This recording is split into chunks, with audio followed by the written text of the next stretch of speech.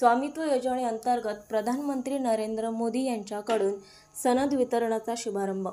महाराष्ट्राचे राज्यपाल तसेच मुख्यमंत्री यांच्या हस्ते सनद वितरण।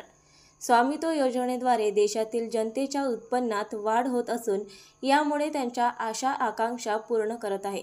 स्वामित्व योजनेअंतर्गत जनतेला देण्यात आलेल्या कायदेशीर सनदेमुळे त्यांना मदत होत असून या सनदेच्या आधारे बँकेतून कर्जाद्वारे जीवनमान उंचावण्यासाठी मदत होईल, असे प्रधानमंत्री नरेंद्र मोदी यांनी आज सांगितले। केंद्रीय ग्रामविकास व पंचायत राज मंत्रालयामार्फत प्रधानमंत्री नरेंद्र मोदी यांच्या हस्ते आज दूरदृश्य प्रणालीद्वारे स्वामित्व योजनेअंतर्गत सनद वितरणाचा शुभारंभ करण्यात आले। या कार्यक्रमास महाराष्ट्राचे राज्यपाल CP राधाकृष्णन, मुख्यमंत्री देवेंद्र फडणवीस हे सह्याद्री अतिथीगृह येथून ऑनलाईन उपस्थित होते।